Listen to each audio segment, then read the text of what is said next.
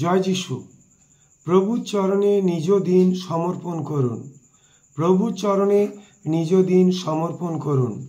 তোমার গতি সদাপ্রভুতে অর্পণ করো, তাহাতে নির্ভর করো, তিনি কার্য সাধন করিবেন।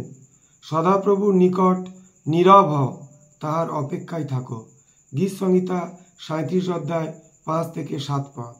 অর্পণ এবং নীরব শব্দ দুটি ক্ষুদ্র হইলেও যথেষ্ট গুরুত্বপূর্ণ, কেননা উক্ত শব্দ দুইটি সেই পবিত্র দ্বার খুলিয়া দিবে, যাহাতে ঈশ্বরের সহিত দৈনিক পথ চলায় আপনি কৃতকার্য হইতে পারেন। ঈশ্বরের চরণে কোনো বস্তু অর্পণ করা যে তিনি আমাদের পক্ষে আমাদের মঙ্গলার্থে সকল কার্যই একত্রে করিতেছেন।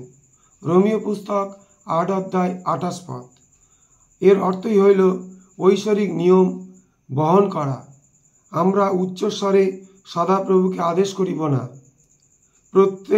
প্রত্যহ ঈশ্বরের সমীপে এই প্রার্থনা করিব, প্রভু যিশু, আমি তোমাকে সমুদায় দিনের ঘটনা জানাইতে চাই। প্রত্যহ ঈশ্বরের সমীপে এই প্রার্থনা করিব, প্রভু যিশু, আমি তোমাকে সমুদায় দিনের ঘটনা জানাইতে চাই।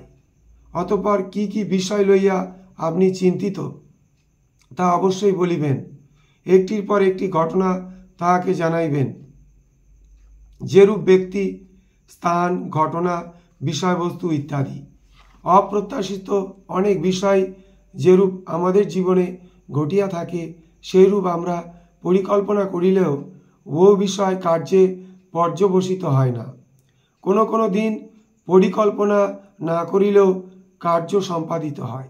তখন আমরা আপনাদিগকে ব্যর্থ অথবা পরাজিত এবং দুঃখিত মনে করি। ফলহীন দিন অত্যন্ত হতাশাজনক। সময়ের ব্যবধানে ইহা স্পষ্টভাবে বুঝিয়াছি যে পূর্বে যেদিন আমার নিকট ফলহীন ছিল তা অনেক বেশি পরিমাণে ফলযুক্ত হইয়াছে। ইহা স্মরণ করা অত্যন্ত উৎসাহজনক যে ঈশ্বর কদাপি অপ্রত্যাশিতভাবে বিফল হননি। ইহা স্মরণ করা অত্যন্ত উৎসাহজনক যে ঈশ্বর কদাপি অপ্রত্যাশিতভাবে বিফল হননি। আমাদের পরিকল্পনা এবং উদ্দেশ্য বিফল হইতে পারে, কিন্তু ঈশ্বরের ক্ষেত্রে এইরূপ কখনো হয় না। প্রতি প্রাতে ঈশ্বরকে আপন আপন জীবন এবং দিন সমর্পণ করিলে কোনো বিষয় চিরতরে বিনষ্ট হইবে না। প্রতি প্রাতে ঈশ্বরকে আপন আপন জীবন এবং দিন সমর্পণ করিলে কোনো বিষয় চিরতরে বিনষ্ট হইবে না। আমার জীবনে এইরূপ দিনও আসিয়াছিল, যখন আমি প্রাতকালীন প্রার্থনায় ঈশ্বরের সান্নিধ্য লাভের সুযোগ হারাইয়াছি। ঈশ্বরের চরণে দিন সমর্পণে আমি অকৃতকার্য হইয়াছি। প্রভুর কার্য সম্পাদনে আমি এতই ব্যস্ত ছিলাম যে কার্যকারী প্রভুর অপেক্ষা করিবার সময় আমার ছিল না। সাধারণত ওই দিনগুলিতে সকাল প্রায় 10:30 অথবা 11টা আমি হতবুদ্ধি হইয়া যাই। আমার মস্তক মধুমক্ষিকার একটি চাক বোধ হয়, যে স্থানে মধুমক্ষিকার দল গুনগুন করিয়া ক্রমাগত শব্দ করিতেছে। আপনার কোনো দিন কি এরূপ হইয়াছিল? প্রার্থনা করি বা না করি, সকাল প্রায় 11 ঘটিকায় আমি কাঁটা ঝোপে ও দুর্গম স্থানে দৌড়াইতে পারি। প্রার্থনার মাধ্যমে প্রস্তুত হইলে আমরা আত্মিক শক্তিপ্রাপ্ত হই। প্রার্থনার মাধ্যমে প্রস্তুত হইলে আমরা আত্মিক শক্তিপ্রাপ্ত হই। ঈশ্বরের চরণে মনুষ্যের দিন উৎসর্গীকৃত হইলে তার এই বিশ্বাস জন্মায় যে তিনি আমাদের সমস্যায় সাহায্য করিবেন। ইহা দিনের পক্ষে ভীষণ পার্থক্য সৃষ্টি করে। আমি কৃতজ্ঞ যে ঈশ্বরের দয়ার সিংহাসন সত্যিই দয়ার এবং বিচারের নয়।